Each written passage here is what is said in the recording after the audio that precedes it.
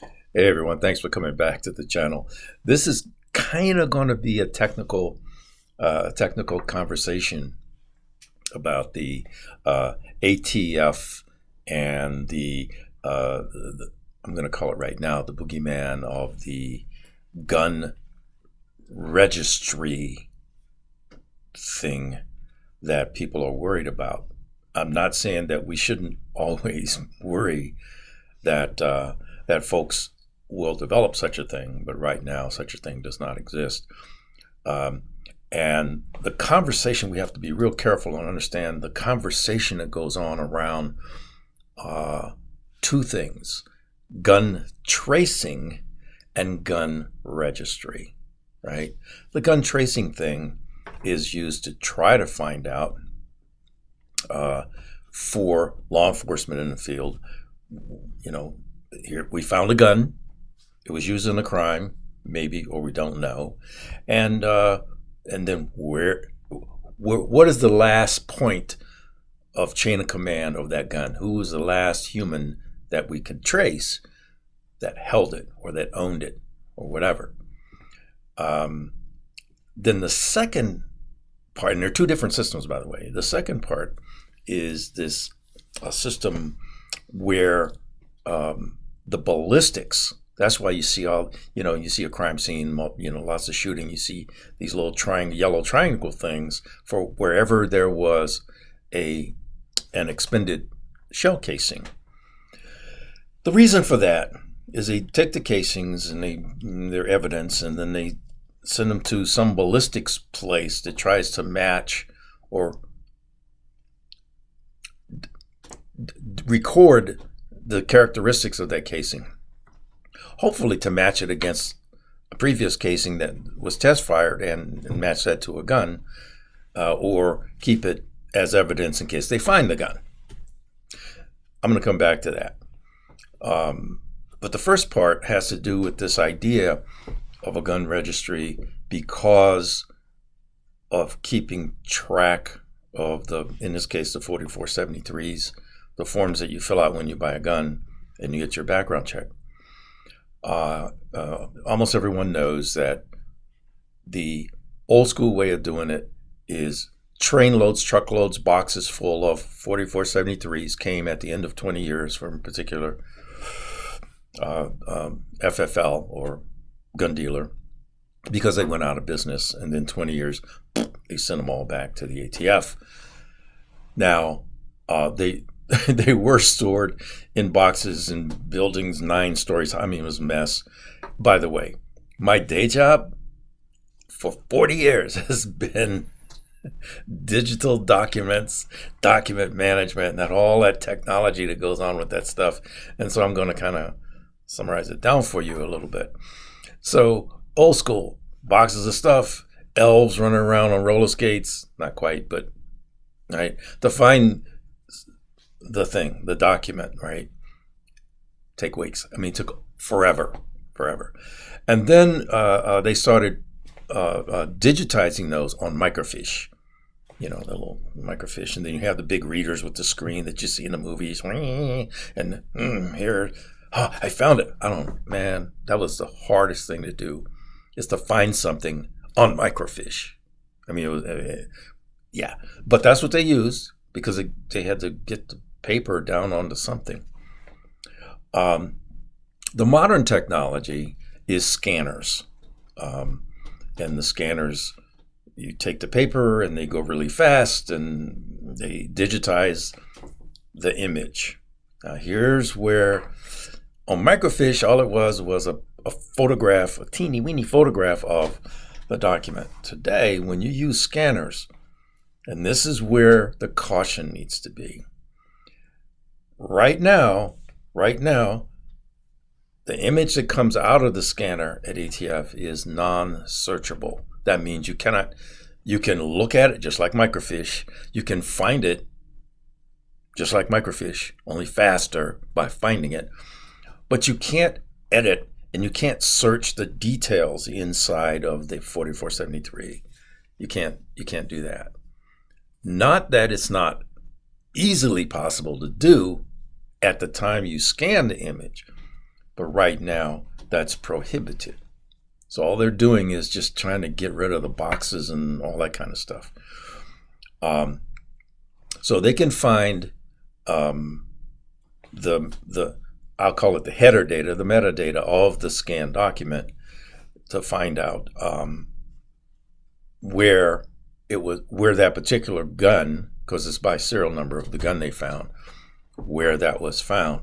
And that is how those documents are stored. They're stored by serial number of the firearm that was purchased. Now, if there was more than one firearm at the time, I'm not sure how the FFL does that. But maybe somebody could explain that to me. But the document itself is not searchable. So you can't go in and do some kind of exotic search of people, the buyer, right? Where they live, all of that stuff that people are concerned about, that people believe is happening today. Not that we shouldn't be concerned that it couldn't easily be changed, because it can easily be changed. Now, let's talk about the tracing part still. Once they find where it was made, they stop when it gets to who was the last person to own the gun, right? Because that they know the FFL, they know the dealer, and they know the last person. That person could be dead. That gun could have changed hands 20 times since the original purchase. It could have been stolen, which is the most probable. It was stolen. So, frankly, this whole idea of tracing the gun, using that, is a waste of time. Now, ATF will say, well, we help solve crimes 70% of the time. Well, no, you don't. You don't solve crime 70% of the time, because you can't put that gun in the hands of a bad guy, right? Can't. There is another system that does ballistics, but understand what ballistics is. Ballistics says I have a shell casing and a spent casing, right, that has gone through a barrel, and it has markings put on it by the act of it going through the barrel. And if we can match that, then we now know this bullet came from that gun. That is so old school, and is relevant only if you're using a revolver. Why? Because you can't easily change the barrel of the revolver. If you have a semi-automatic pistol and you want to be a bad guy and you want to commit a crime using that gun, right? And you shoot it in the process of doing that crime, what do? You change the barrel. Now it's impossible to match the original bullet that came out of that with the new barrel. Impossible. So there are too many people that are watching too many movies and CIS and all that kind of stuff. No. If you have a revolver, you can match. If it's a semi-automatic handgun, by the way, handguns are used in most crimes in the world and in this country, you have no chance if the barrel gets changed or replaced or switched or whatever. So there's that. There's another system that I won't talk about that tracks or attempts to track repeat criminal offenders that use a gun. How's that working for us?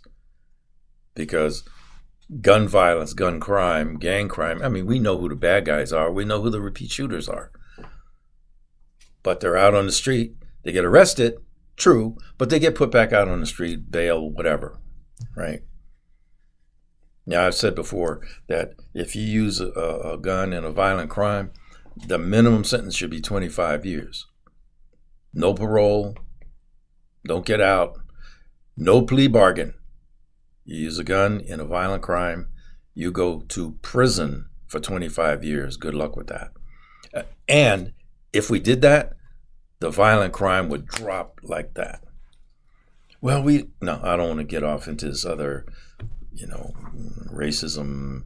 It's going to affect black folks and brown folks disproportionately, blah, blah. I'm not going to get into that right now. But I want to come back to this concern about the digitizing of documents.